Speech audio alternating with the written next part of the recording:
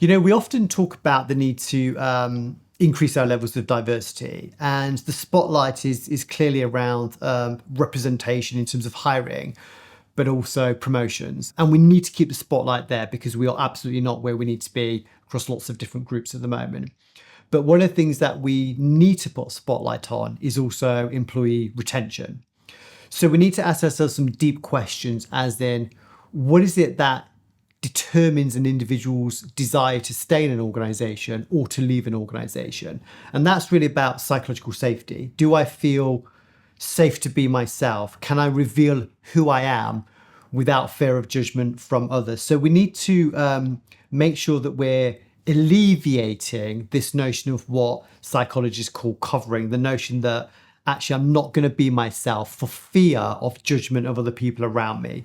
So we want to start creating a culture where we don't only mitigate unconscious bias, but we start to move towards this process of active inclusion. And that's actively stating that whoever you are, wherever you come from, however you groove in life, you are welcomed and you are valued here. That's really critical. So that constant conversation about that is really important. I think I just want to layer that up with something else though, which is if you have a culture where you make those statements, that's really important.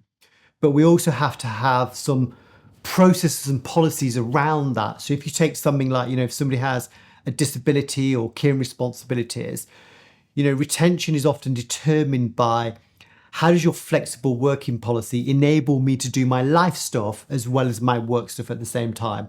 So I think we need to layer the conversation around retention with the behavioral stuff. Hey, we love you and you're welcome here, with the, and we're going to support you through our practical processes and practical policies at the same time. For organizations to succeed in the world of diversity and inclusion, we have to have a reality check on what's called the talent myth.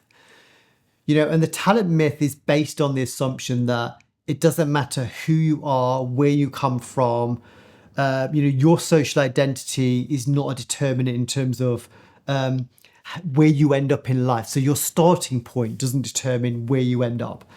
Now, we know that that is factually incorrect. Your starting point, your race, your gender, your sexual orientation, your social background, your social accent, all of these things, they are ingredients in terms of your opportunities in life.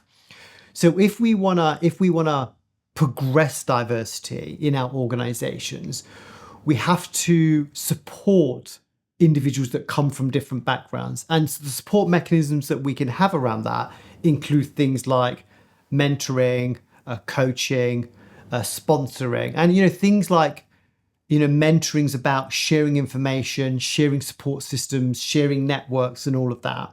Sponsorships are really about moving a step beyond that, and it's about saying, I am going to be your voice in the room. I'm going to be your advocate in this organization. I'm going to take personal responsibility to ensure that you get on those stretch projects, that you get in the room and you get to do that presentation in front of the key clients or whatever. So I think mentoring, coaching, sponsorship are real tools that we have in our inclusion and diversity toolbox to help to mitigate those assumptions around the talent myth and help to fast track the careers of people that face disadvantage and bias.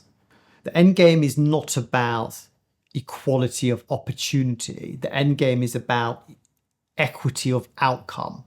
So what does that mean? It means that if we want equitable outcomes, organizations and corporates need to do certain things.